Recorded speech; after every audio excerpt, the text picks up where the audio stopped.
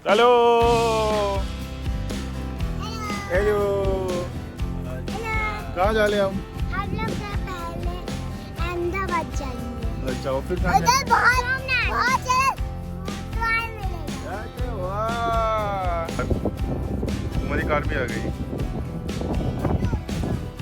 चलो एक बार फिर आज हम एक ऐसी यात्रा की शुरुआत कर रहे हैं जो सिर्फ एक ट्रिप नहीं बल्कि एक पवित्र अनुभव है। सोमनाथ धाम, जहां भगवान शिव का ज्योतिर्लिंग सदियों से चमक रहा है। हम पुणे से निकल रहे हैं। साथ में है मेरी पत्नी अभिलाषा, हमारे बच्चे वेदिका और अभिनीत और अभिलाषा के माता पिता। पूरी फैमिली एक साथ, बैग्स पैक, दिल में उत्साह। पुणे जंक्शन पर पहुंचे तो माहौल वही था, भीड़, ट्रेन की सीटी और वो बेचैनी जो हर लंबी यात्रा से पहले आती है।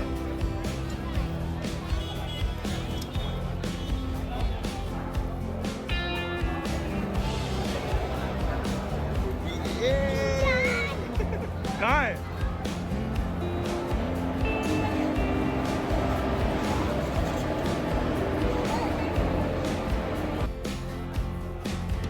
हमने ट्रेन में अपनी जगह ली।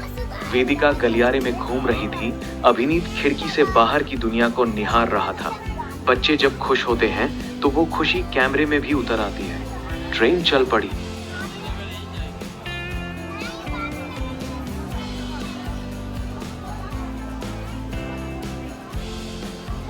बातें की, हंसे।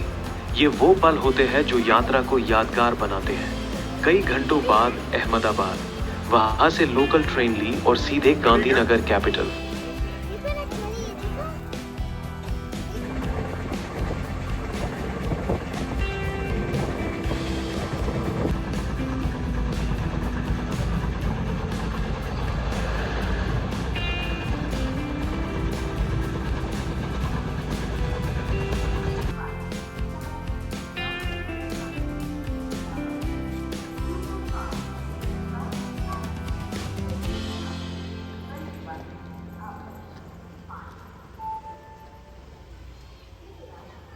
और जैसे ही प्लेटफॉर्म पर उतरे, मेरे माता पिता खड़े थे। वेदिका दौड़कर दादी से लिपट गई, अभिनीत दादा के साथ हाथ मिलाने लगा। अभिलाषा के मम्मी पापा भी मुस्कुराए। अब हम सब एक साथ थे, फैमिली का पूरा सर्कल। ये सिर्फ मिलना नहीं था, ये एक भावना थी। यात्रा का वो पहला मोमेंट जब सब कुछ सही लगने लगता है। अब असली सफर शुरू होता है, सोमनाथ की ओर। मंदिर का भव्य दृश्य, आरती की धुन, समुद्र की लहरें, सब कुछ। अगर आप भी ऐसी यात्राएं करते हैं तो नीचे कमेंट में बताइए आपकी सबसे यादगार फैमिली ट्रिप कौन सी थी। वीडियो पसंद आया तो लाइक कर दीजिए, सब्सक्राइब कर लीजिए, बेल आइकन दबाइए, क्योंकि ये सिर्फ एक व्लॉग नहीं, एक कहानी है, क्योंकि हम साथ जी रहे हैं। जय भोलेनाथ, जय सोमनाथ। मैं उड़ सकती हूँ एकदम। मैं याद है नानी, मैं ना एकदम चिड़िया की तरह उड़ गई। मुझे सब वही ना उड़ा दिया, मैं तो चिड़िया मेरा उड़ गई।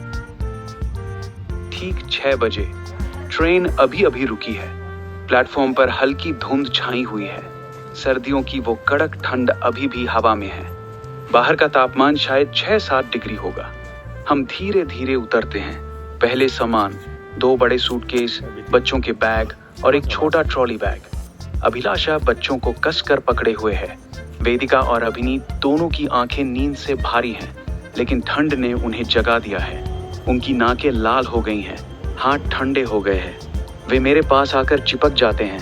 पापा, बहुत ठंड रह रही है। मैं उन्हें अपनी जैकेट में लपेटता हूँ। अभिलाषा ने उनके लिए शॉल निकाली। दादी ने हाथ रगड़कर गर्म करने की कोशिश की। प्लेटफॉर्म पर हल्की भीड़ है, कुछ तीर्थयात्री, कुछ स्थानीय लोग। स्टेशन की लाइटें अभी भी जल रही हैं, क्योंकि सूरज अभी पूरी तरह निकला नहीं है। सरकारी बस का इंतजार है। टोपी कहाँ है? टोपी टोपी पहने हो क्या? हाँ अये वाह वाह, ले लो, चुप्पा ले लो। बस ठीक समय पर आती है। हम सब चढ़ते हैं। सीट साफ हैं, लेकिन अंदर भी ठंड है। बच्चों को विंडो सीट दी जाती है ताकि वे बाहर का नजारा देख सके। बस शुरू होती है। बाहर सड़क पर हल्की धुंध, खेतों में ओस बिखरी हुई, दूर दूर तक समुद्र की महक आ रही है। बच्चे अब थोड़े शांत हो गए हैं।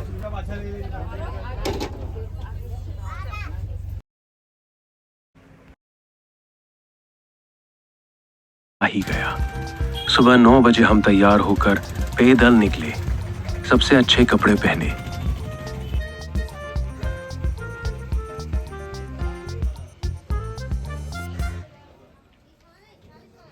पूजा सामग्री खरीदी, फूल, बेलपत्र, दूध और प्रसाद। जैसे जैसे मंदिर के पास पहुंचे, दिल की धड़कन बढ़ने लगी। भव्य शिखर, नक्काशीदार गेट और पीछे समुद्र की लहरें। मंदिर देखते ही सब स्तब्ध रह गए। अंदर कैमरा नहीं ले जा सके, लेकिन जो अनुभव हुआ वो शब्दों से परे था। गर्भगृह में भगवान शिवलिंग के सामने खड़े होकर मन एकदम शांत हो गया। सोमनाथ मंदिर के दर्शन के बाद हम सीधे पहुंचे होटल माधव। ये सोमनाथ का बहुत प्रसिद्ध रेस्टोरेंट है, जहां ऑथेंटिक गुजराती और काठियावाड़ी थाली मिलती है। हमने अनलिमिटेड थाली ऑर्डर की। थाली में आया ताज़ा रोटला, दाल चावल, कई तरह की सब्जियां, पापड़, अचार, वागरेला मिर्च और अनलिमिटेड छाछ। सब कुछ घर जैसा स्वादिष्ट और सादा था। बच्चे खूब खाए, हम सब बार बार रिफिल करवाते रहे। कमाल का खाना था, भरपूर, स्वादिष्ट और सस्ता। दोस्तों, सोमनाथ आओ तो माधव होटल में थाली जरूर ट्राई करना।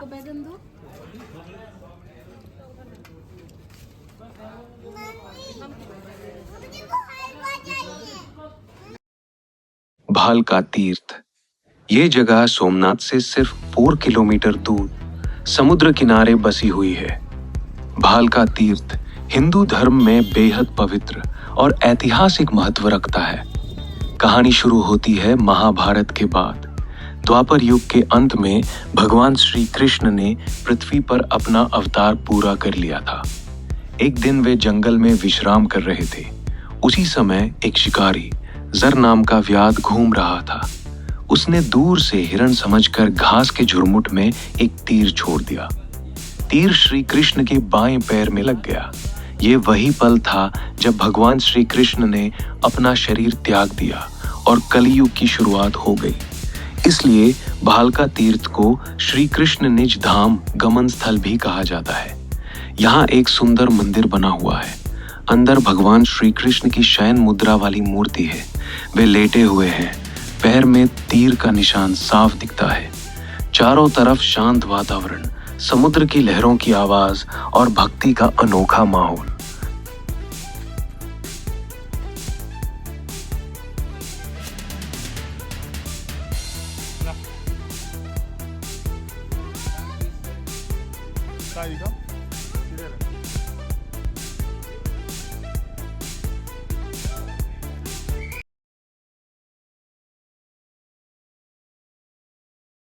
मंदिर से लगभग 1 किलोमीटर दूर अरब सागर के किनारे स्थित है। समुद्र तट पर बसा ये तीर्थ स्थल अपनी दिव्य शांति और प्राचीन कथा के लिए जाना जाता है। बनगंगा का नाम 2 शब्दों से मिलकर बना है, बाण और गंगा। कथा कहती है कि भगवान श्री राम ने यहाँ बाण मारकर पृथ्वी से पवित्र जल निकाला था, जिसे गंगा जल के समान माना गया। कुछ मान्यताओं में ये स्थान भगवान शिव से भी जुड़ा है। यहाँ समुद्र तट पर 2 विशाल स्वयंभू शिवलिंग हैं, जो ज्वार भाटे के समय स्पष्ट दिखाई देते हैं। जब ज्वार कम होता है तो ये शिवलिंग समुद्र की लहरों के बीच साफ नजर आते हैं। लहरें बार बार इन लिंगों को स्पर्श करती हैं और फिर पीछे हट जाती हैं, जैसे प्रकृति स्वयं महादेव की आरती कर रही हो।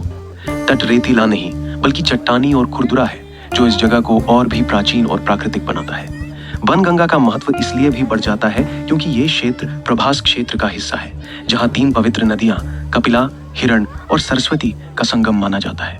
यहाँ का माहौल बेहद शांत होता है। समुद्र की लहरों की आवाज, हवा में नमकीन महक और दूर दूर तक फैला नीला पानी, सब कुछ मिलकर मन को गहरी शांति देता है। हम पूरा परिवार वहां गए। बच्चों ने लहरों को देखा, शिवलिंग के दर्शन किए और चुपचाप हाथ जोड़ दिए। अभिलाषा और मैं काफी देर तक वहीं बैठे रहे, शोर शराबे से दूर, सिर्फ भक्ति और समुद्र की लय में। नमस्ते दोस्तों, सोमनाथ यात्रा के दौरान हमने एक यादगार एडवेंचर भी किया। त्रिवेणी संगम पर speed boat ride. Triveni Sangam Somnath के पास ही है, जहां 3 पवित्र नदियां कपिला, हिरण और सरस्वती समुद्र में मिलती हैं। ये जगह अपनी खूबसूरती और शांति के लिए जानी जाती है। लेकिन हमने यहाँ एक रोमांचक ट्विस्ट दिया, स्पीड बोट राइड। हमने पूरा परिवार मिलकर एक निजी स्पीड बोट रिजर्व की थी, सिर्फ हमारी फैमिली, मैं, अभिलाषा, वेदिका, अभिनीत और दोनों दादा दादी, कोई और यात्री नहीं। बोट पर चढ़ते ही बच्चों का उत्साह देखने लायक था। वेदिका और अभिनीत ने लाइफ जैकेट पहनी और आगे की सीट पर बैठ गए। उनकी आंखों में चमक थी। बोट शुरू हुई। पहले तो धीरे धीरे चली, लेकिन जैसे ही ओपन वाटर में पहुंची, स्पीड बढ़ गई। लहरें हमें ऊपर नीचे उछाल रही थी। हवा इतनी तेज थी कि लग रहा था हम उड़ रहे हैं। आसमान में पक्षी उड़ रहे थे और हम भी उनकी तरह लहरों के साथ उड़ रहे थे। समुद्र की नीली लहरें, छींटे उड़ते हुए और दूर समुद्र की लाइन तक फैला पानी। नजारा अद्भुत था। बच्चे खुशी से चिल्ला रहे थे, पापा और तेज और तेज। वेदिका हंसते हंसते मेरी गोद में आ गई। अभिनीत दोनों हाथ फैलाकर हवा का मजा ले रहा था। अभिलाषा भी हंस रही थी, लेकिन थोड़ी घबराई हुई। दादा दादी मुस्कुराते हुए बैठे थे और बीच बीच में बच्चों को संभाल रहे थे। पूरा परिवार एक साथ इस रोमांच को एंजॉय कर रहा था। मेरे लिए तो ये अनुभव कमाल का था।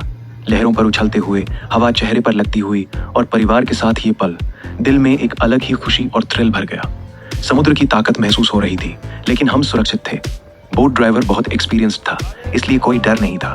करीब 15 to 20 मिनट की राइड पूरे परिवार के लिए एक अनोखा एडवेंचर बन गई। जब बोट वापस किनारे पर आई तो सबके चेहरे खुशी से चमक रहे थे। बच्चे बार बार कह रहे थे, पापा फिर चलेंगे ना। दोस्तों, सोमनाथ आने पर अगर समय हो तो त्रिवेणी संगम पर स्पीड बोट राइड जरूर ट्राई करें। ये धार्मिक यात्रा में एक अलग ही रोमांच जोड़ देता है। अगर आपको ये एडवेंचर वाला अध्याय पसंद आया तो वीडियो को लाइक जरूर करें। कमेंट में बताएं आपने कभी फैमिली के साथ स्पीड बोट राइड की है, आपका अनुभव क्या था। जय सोमनाथ। मिलते हैं अगले एपिसोड में। पूर्व साइड है, पूर्व साइड से दो नदी आता है, सरस्वती कपिला, दो नदी साथ में कम्बाइंड नदी आता है। यहाँ से हिरन नदी आ रहा है, हिरन कपिला सरस्वती तीन नदी का यहाँ पे संगम होता है। फिर ये पानी सामने समुद्र है, उसमें मिल जाता है। बीच में बांध बना हुआ है।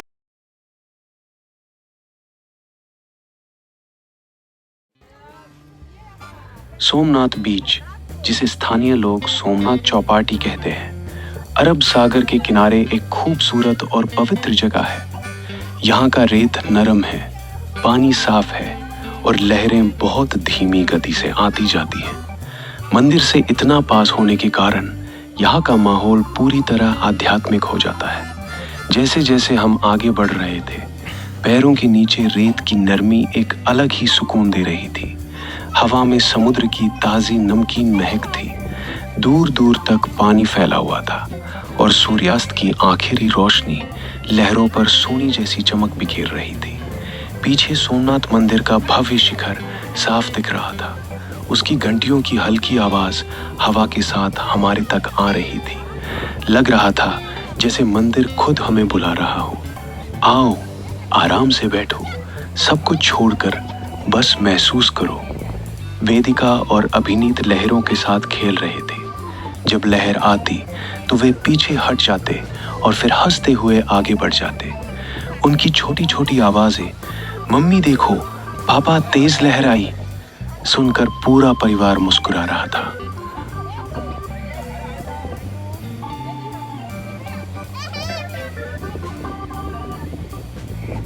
दादा दादी पीछे से आ रहे थे और बच्चों की शरारतें देखकर पुरानी यादें ताज़ा कर रहे थे।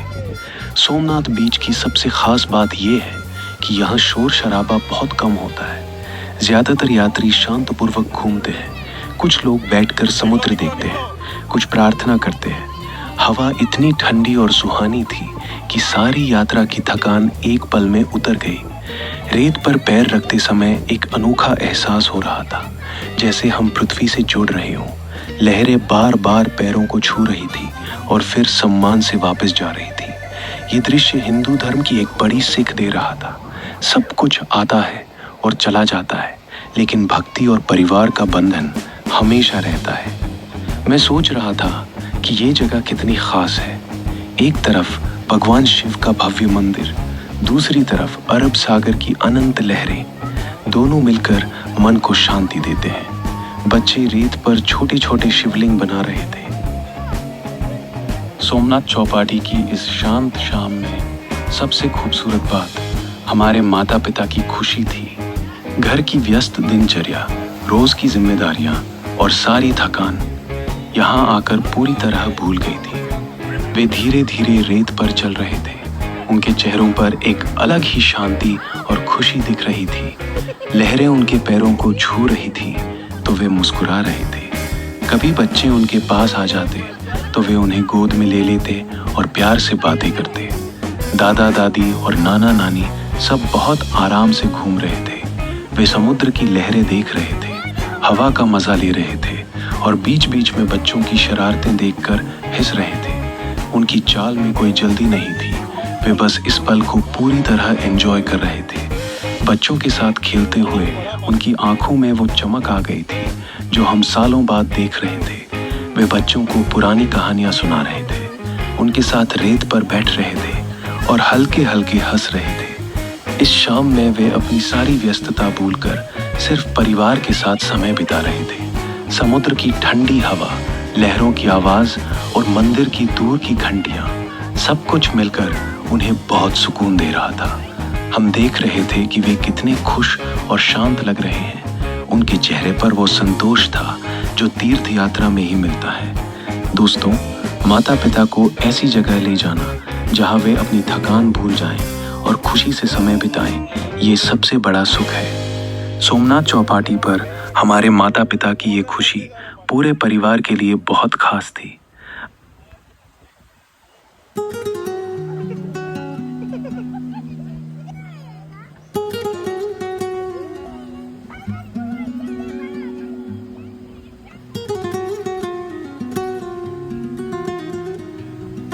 कुछ नहीं होगा ना, देखो सामने।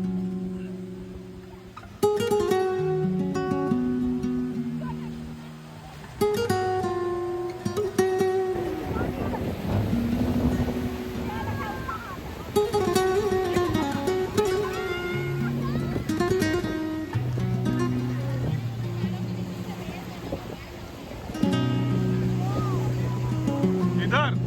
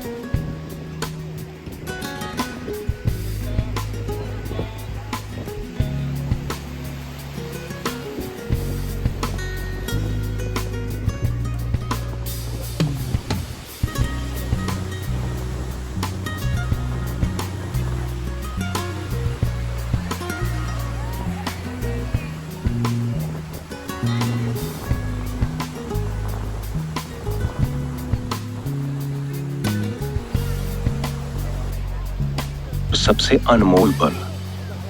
सोमनाथ चौपाटी पर सूरज ढल चुका था, लहरें धीरे धीरे आ रही थी। मैं अपने छोटे से बेटे अभिनीत को गोद में लिए खड़ा था। वो सिर्फ 2 साल का है, इतना नन्हा, इतना कोमल, मेरी गोद में पूरी तरह समाया हुआ था। उसके छोटे छोटे हाथ मेरे कंधे पर थे, सिर मेरी छाती से सटा हुआ था। मैं धीरे धीरे समुद्र में आगे बढ़ा। ठंडे पानी की पहली लहर मेरे पैरों को छूकर वापस चली गई। अभिनीत थोड़ा सा सहम गया, उसकी आंखें बड़ी हो गई। छोटा सा शरीर मेरे सीने से और भी कसकर चिपक गया। पापा, उसकी नन्ही आवाज में डर और विश्वास दोनों थे। मैंने उसे और कसकर जकड़ लिया।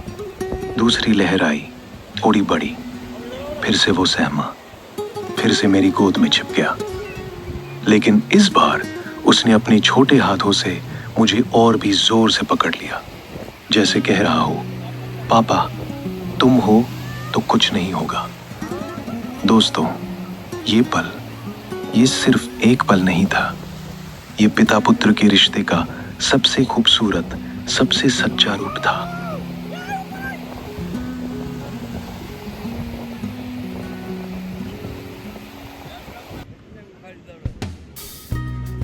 पुणे जंक्शन से शुरू हुई हमारी ट्रेन। पूरा परिवार साथ था।